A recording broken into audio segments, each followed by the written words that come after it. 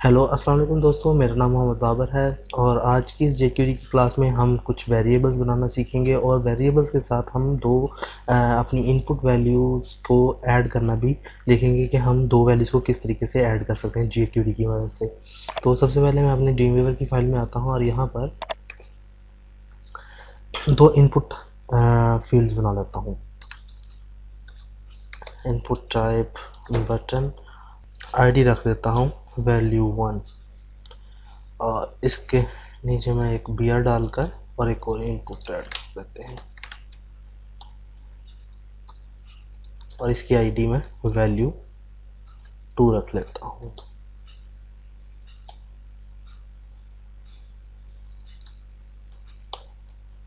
और इसके नीचे एक मैं div स्टार्ट कर लेता हूँ रिजल्ट की और इसके नीचे मैं एक बटन तैयार कर लेता हूँ इनपुट टाइप, सॉरी मैंने ऊपर जो है वो गलत दे दिया है टाइप, यहाँ पे बटन देना था मैंने और इसकी वैल्यू जो थी वो ऐड रख देनी थी और इसकी आईडी जो है btn रख देती बटन। तो मैंने यहाँ पर बटन नहीं चाहिए मुझे, यहाँ पर टाइप मुझे टेक्स्ट चाहिए, मैंने गलती से लिख दिए। तो इसको मैं चेक कर लेता हूँ अपने ब्राउज़र में। तो हमारे पास ये दो टेक्स्ट फील्ड्स आ गए और उसके नीचे एक बटन आ गया। मैं इनमें br जो है एक और ऐड कर देता हूँ ब्रेक, ताकि थोड़ा सा सेपरेट शो हो। ठीक है, अब मैं ये चाहता हूँ कि जैसे ही इसमें कोई वैल्यू एंटर की जाए और फिर इसमें कोई वैल्यू एंटर की जाए, तो जैसे मैं ऐड के बटन को क्लिक करूँ तो ये दोनों वैल्यूज़ जो हैं वो ऐड होकर यहाँ पर हमारा एक डिव है इस एरिया में, तो इसमें हमारी वो वैल्यू शो हो जाए। तो उसके लिए मैं सबसे पहले तो अपनी जेक्यूरी की कोडिंग व्यू में आता हूँ, जहाँ पे हम अपनी जेक्यूरी लिखते हैं। तो सिंपली यहाँ पे मैं डॉक्यूमेंट डॉट रेडी का फंक्शन लगाता हूँ और इसके अंदर मैं अपनी कोडिंग लिखता हूँ। तो सबसे पहले मैं यहाँ पे इसको ये बताता हूँ कि जैसे ही कोई ऐड के बटन को क्लिक करे, तो पहले मैं लिखता हूँ यहाँ पर बटन को कैच करता हूँ और उसके ऊपर क्लिक का फंक्शन अप्लाई करता हूँ। तो इवेंट अप्लाई करना है, तो मैं इसको सिंगल कोट्स के अंदर हैश के साथ btn को कैच कर लेता हूँ और उसको मैं बोलता हूँ डॉट क्लिक हो इसके ऊपर। तो इवेंट हैंडलर इसको बना लेता हूँ और इसको अब मैं यहाँ पर कुछ वेरिएबल्स बनाता हूँ। सबसे पहले तो मैं यहाँ पर वेरिएबल बना लेता हूँ। वेरिएबल बनाने का तरीका क्या कार्य होता है, आप कुछ भी लिखकर उसके आगे इज इक्वल डाल लेते हैं और जिसको भी आपने इस वेरिएबल में ऐड करवाना वो इस इज इक्वल के आगे लिखते हैं। अब मैं बेसिकली क्या करना चाह रहा हूँ कि यहाँ पर जो हमारे पास ये टेक्स्ट फील्ड है, इसकी जो अंदर वैल्यू आएगी वो मैं v1 के अंदर स्टोर करवाना चाह रहा हूँ। तो मैं क्या करता हूँ कि यहाँ पर इसकी वैल्यू कैसे निकलेगी,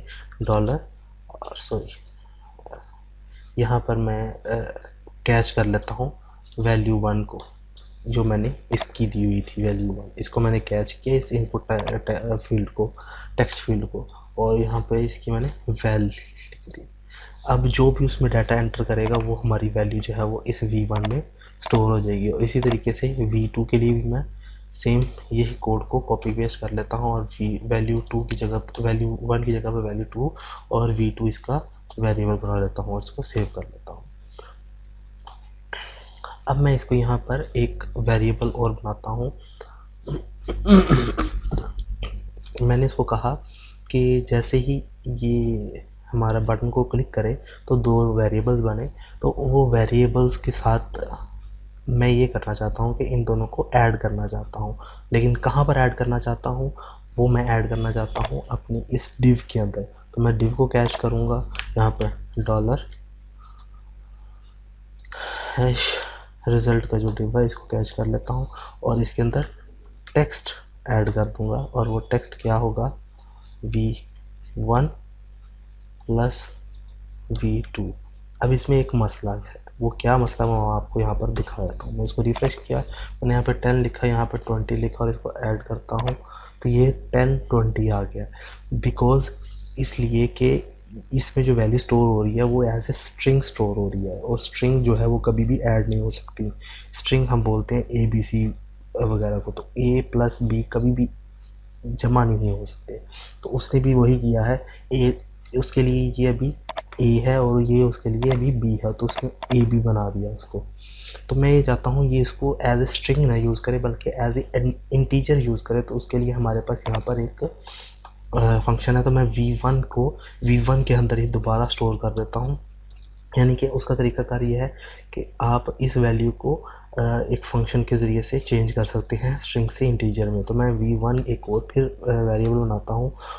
इसका बेसिकली मतलब ये है कि v1 को मैं दोबारा v1 में ही स्टोर कर रहा हूँ, और यहाँ पर पार से INT, आई कैपिटल होना चाहिए, INT, और ब्रैकेट्स के अंदर मैं उस वैल्यू का नाम लिखूँगा जिसको आप इंटीजर में कन्वर्ट करना चाहते हो। तो मैं v1 को लिखूँगा। मैं ये चाहता हूँ कि यानी कि ये वाला जो v1 है ये भी स्ट्रिंग में है, ये फंक्शन जो है इस v1 को इंटीजर में कन्वर्ट करेगा। ये जो पार से INT है वो फंक्शन वो v1 को, जो ये वाला v1 है ये स्ट्रिंग है, उसको इंटीजर में कन्वर्ट करेगा और फिर v1 के अंदर ही इसको स्टोर कर देगा। तो इसको मैं सिंपली फिर कॉपी करता हूँ और इसके लिए सेकंड ऑप्शन पे फिर जाता हूँ और यहाँ पर मैं v2 के लिए बना लेता हूँ और यहाँ पर इसको v2 में दोबारा सेव कर लेता हूँ और सेव करके यहाँ पर आके रिफ़्रेश कर देते हैं और अब देखते हैं ये 10 और यहाँ पर 20 लिखने के बाद इसको 30 कर देगा। अब आप यहाँ पे कुछ भी लिख सकते हैं, जो भी वैल्यू लिखेंगे वो इसको यहाँ पर ऐड करके तो हमें दे देगा। ठीक है, तो मुझे उम्मीद है कि आप लोगों को ये समझ आई होगी कि किस तरीके से हम वेरिएबल्स क्रिएट कर सकते हैं और उनके साथ हम किस तरीके से दो वैल्यूज़ को ऐड करवा सकते हैं। तो इंशाल्लाह नेक्स्ट क्लास में मुलाकात होती है जिसमें हम कुछ मज़ीद वेरिएबल्स के साथ प्लस माइनस डिवाइड और मल्टीप्लाई का फंक्शन भी देखेंगे किस तरीके से हम यूज़ कर सकते हैं। तो तब तक के लिए मुझे इजाज़त दें। अल्लाह हाफिज़।